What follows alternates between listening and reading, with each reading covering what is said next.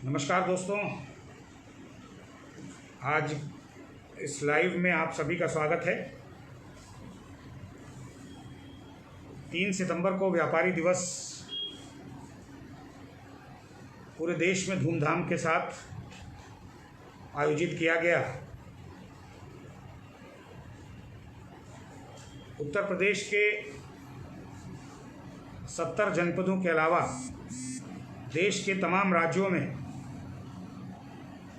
व्यापारी दिवस को आयोजित किया गया और एक स्वर से देश के प्रधानमंत्री जी से ये मांग की गई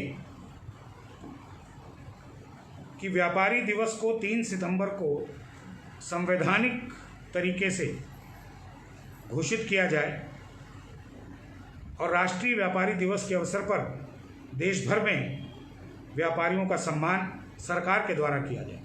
शामियाना घर वाले, रेस्टोरेंट वाले, वहीं कोचिंग इंस्टीट्यूट्स वाले भी आज इस बड़ी त्रासदी का सामना कर रहे हैं और आज के इस अवसर पर हमारे साथ हमसे मिलने के लिए उत्तर प्रदेश कोचिंग संघ के अध्यक्ष श्री बादल चोपड़ा जी, संगठन मंत्री अरविंद शुक्ला जी और महामंत्री श्री अश्विन सिंह जी हमसे मिलने के लिए यहाँ पर आए हुए हैं। मैं उन सभी का बहुत स्वागत करता हूँ। आज के इस मौके पर वीडियो बना लीजिए।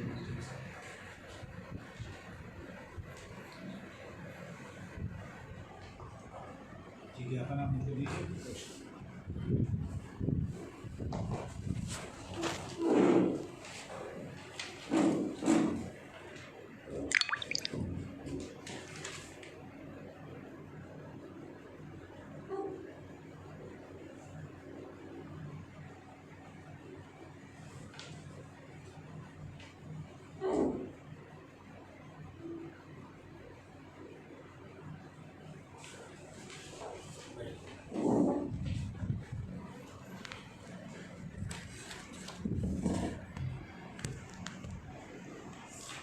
उत्तर प्रदेश कोचिंग संघ ने उत्तर प्रदेश के 25 से अधिक जनपदों में अपनी शाखाएं स्थापित कर ली हैं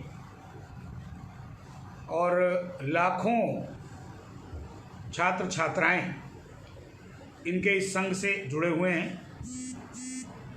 इनकी बड़ी प्रमुख मांग और मुख्य मांग यही है कि हम शिक्षा के स्थल हैं, शिक्षा देने वाले स्थल हैं, हम सारे मानकों का पालन कर सकते हैं। सोशल डिस्टेंसिंग के साथ, सैनिटाइज़र के साथ, मास्क के साथ हम संख्या घटा करके भी छात्र छात्राओं को शिक्षा देने का काम कर सकते हैं। तो इसलिए हमें ये छूट मिलनी चाहिए। ये ज्ञापन अभी उत्तर प्रदेश कोचिंग संघ के पदाधिकारियों द्वारा मुझे दिया गया, जो कि आप देख रहे हैं। और मैं ये उम्मीद करता हूँ कि ये बात जो आप लोग कह रहे हैं ये सही है। मैं सहमत हूँ इस बात से कि शिक्षा का स्थल होने की वजह से जो भी आपके पास सीसीटीवी कैमरा से लेकर के मास्क, सैनिटाइज़र, सोशल डिस्टेंसिंग, उन सब को पालन करने की क्षमता है।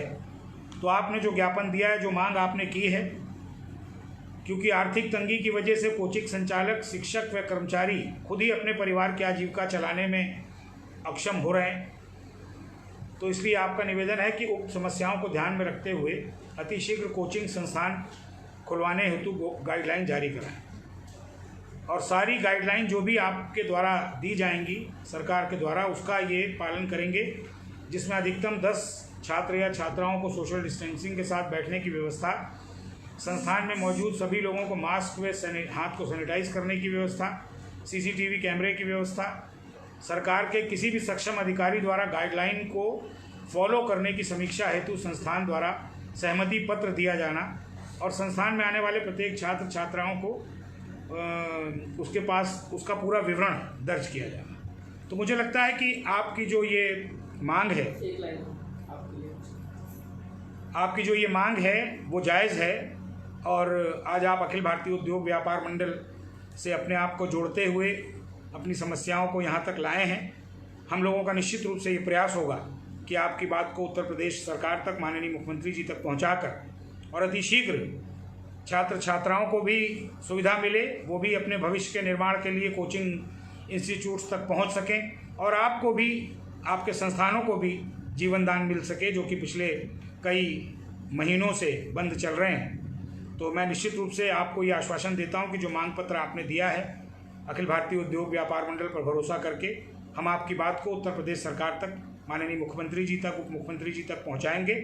और अतिशीघ्र, चूँकि अब स्कूलों के खुलने का कुछ समय निश्चित हुआ है, सितंबर लास्ट और अक्टूबर में भारत सरकार की एक गाइडलाइन आई है, हमारा प्रयास होगा कि उत्तर प्रदेश सरकार उसी गाइडलाइन के अनुरूप कोचिंग इंस्टीट्यूट्स को भी खोलने में अपना सहमति दे। तो एक बार मैं आप सबको इस बात के लिए आश्वस्त करता हूं कि निश्चित रूप से आपकी मांगों को हम सरकार तक पहुंचाएंगे। आप अगर कुछ कहना चाहते हो तो।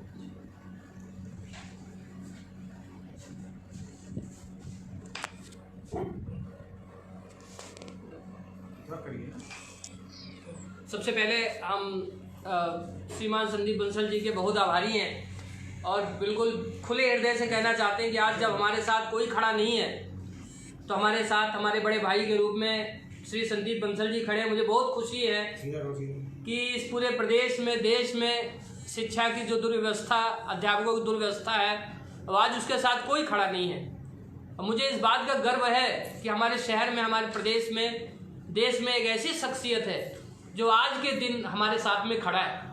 कोचिंग संस्थानों को कई बार लोग गलत निगाह से भी देखते हैं, लेकिन मैं बताना चाहूँगा कि भगवान श्री राम ने जब अपनी एजुकेशन कंप्लीट की वशिष्ठ जी से, तो वशिष्ठ जी ने उन्हें बताकर भेजा कि किन किन और गुरुओं के पास जाना है।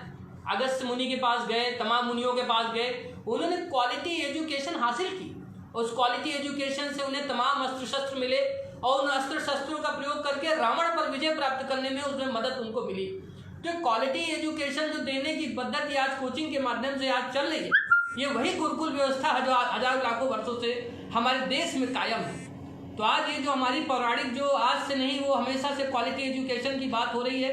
और ये हमारा देश है जहाँ पे हर गली गली, नुक्कड़ चौराहे पर क्वालिटी एजुकेशन को प्रोवाइड करने के लिए शिक्षक वहाँ पर बैठे हुए।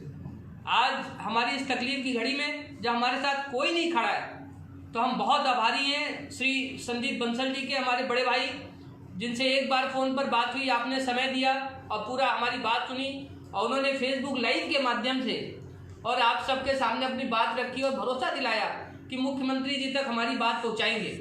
अगर इसी तरह से हम लोग के ऊपर में पूरे समाज का एक संरक्षण बना रहेगा तो निश्चित रूप से हम लोग अपनी सेवाएं समाज को निरंतर दे पाएंगे और हम सदा समाज के आभारी रहेंगे। नमस्कार।